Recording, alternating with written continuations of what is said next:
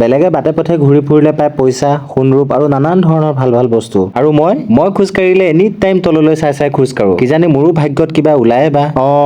মই দেখা পাওঁ আকৌ কুকুৰৰ গু, খালী মদৰ বটল, মৰা নিগনি এন্দুৰ, খালী বিস্কুটৰ পেকেট, মৰা ভেকুলী, ফটা চিঙা কাপোৰ। আশা কৰিব নাপায় বুলি ভাবিলেওচোন মনত ভাৱটো আহিয়ে যায়। কিজানি আজিয়ে তলৰ ফালে চাই গলে কিবা পাওঁ। আৰু সেই কিবা পোৱাৰ আশাতে খোজ কাঢ়ি গৈ থাকোতে দেখিলো একদম ধুনীয়া সুঠাম তিনিটা কচ মাছ। মই বোলো এটা জোখকচোন দাদা। জোখাৰ আগতে কিলো কেনেকে দিছে এইটো কৈ লওকচোন। দৰদাম মাৰি কেজি 200 টকাত আনিলো, কিন্তু কমতে দিয়াৰ কাৰণে আকৌ সন্দেহো হৈছে মাছটো সাৰ দিয়া মাছ দিলে নেকি। বাৰু আনিলি যেতিয়া বেছি চিন্তা কৰি লাভ নাই, খাবাই লাগে আৰু। মাছটো 1 কেজিতকে অলপমান কম, 3-4 দিন মান খাব লাগিব ইয়াক। এই বাকলি নোহোৱা মাছবোৰ তামাম ফুটে, সেইকাৰণে ব্ৰেণ্ডেড এপ্ৰনটো পিন্ধি মিচিককে হাঁহি এটা মাৰি মনৰ ভিতৰতে আজি খাবা আৰু বুলি ভাবি ফ্ৰিজৰ পৰা ডবল এক্সেল চাইজৰ মৰিচা আৰু এছ চাইজৰ বিলাহী কেইটা উলিয়াই আনিলো। এহাতে পাতি দিলো মোৰ খাৱে ধৰা কলীয়া কেৰাহীজনী, আনহাতে চাহৰ কাৰণে অলপমান পানী, লং আৰু চাহপাত দি উতলিবলৈ দিলো। তেতিয়ালৈকে ভাবিলো নিজৰ ঘৰৰ সচৰ ডবল এক্সেল চাইজৰ মৰিচা কেইডালো ভালকে কুটি বাছি লওঁ। দেখাত চাইজটো ডাঙৰ, কিন্তু তেনেই কুমলীয়া। ৰঙা চাহো হৈ গৈছে আৰু তেল গৰম হোৱাৰ লগে লগে মাছ কেইপিছো ভাজিবলৈ আৰম্ভ কৰিছো। মাছ কেইপিছৰ চাইজটো কিন্তু পচন্দৰ হৈছে দেই। সুদীৰ্ঘ 15 বছৰ মানৰ মূৰত আজি কচ মাছ খাবলৈ লৈছো। আচলতে আমাৰ ঘৰত কচ মাছ নাখায় কাৰণে মোৰো খোৱাই হোৱা নাছিল। বাৰু মাছখিনি ভজা হোৱাৰ পিছত একেখিনি তেলতে কেইটামান পাঁচফোৰণ, 2টা শুকনা জ্বালা, মিহিকে কাটি ৰখা এটা এল চাইজৰ পিয়াজ, কেইটামান জিৰা গুটি দি অলপমান ৰঙচুৱা হোৱাৰ পিছতে কাটি থোৱা মৰিচা আৰু বিলাহীখিনি দি ভালকে ভাজিবলৈ দিছো। 2-3 মিনিট মান হাই ফ্লেমত ভজাৰ পিছত পৰিমাণ মতে নিমখ, হালধি আৰু অলপমান আদা নহৰু পেষ্ট দি ভালকে লৰাই মিডিয়াম ফ্লেমত ঢাকনখন মাৰি সিজিবলৈ দিম। আৰু তেতিয়ালৈকে ভাবিলো মই তিয়াই থৈ দিয়া 1.5 চামুচ বগা সৰিয়হ, আধা চামুচ কলা সৰিয়হ আৰু 3-4টা মান কেঁচা পকা জলকীয়া ভালকে পেষ্ট এটা বনাই লওঁ। 10-12 মিনিট ভালকে ভজাৰ পিছত এতিয়া সৰিয়হৰ পেষ্টটো দি দিছো, লগতে 2টা কাঁচা ভজলুক দি ভালকে ইলিটো সিলিটোকে লৰাই দিছো। কালাৰটো আৰু অলপমান ভাল আহিবৰ কাৰণে আধা চামুচ কাশ্মীৰী ৰেড চিলি পাউডাৰ দি ভালকে লৰাই ঢাকনখন মাৰি সিজিবলৈ দিছো।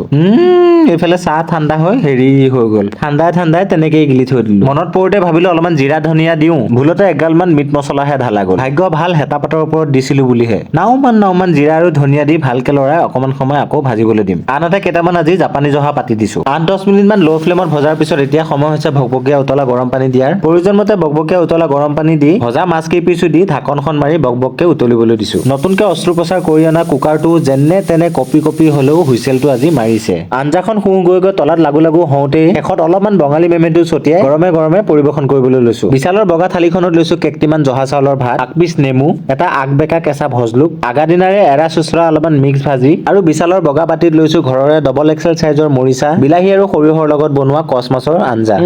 খবৰ আৰু দেখিয়ে খাং লাগিছে নে নাই বাৰু। ধুনীয়াকে মাছ অকণৰ সৈতে সানি লৈছো আৰু কি আল্টিমেট বনিছে। 10 out of 10। মাছ খালেই অবিবাহিতা গাভৰুলৈ মনত পৰে। ভাবিছিলো তাইকো এপিচ দিওঁ, মই ভাত খালোৱে দিয়া নিতিন আজি। মই বোলো কালি খাবা দিয়া, কাইলৈ নাখাও দিয়া, বৃহস্পতিবাৰ তাতে আকৌ একাদশী।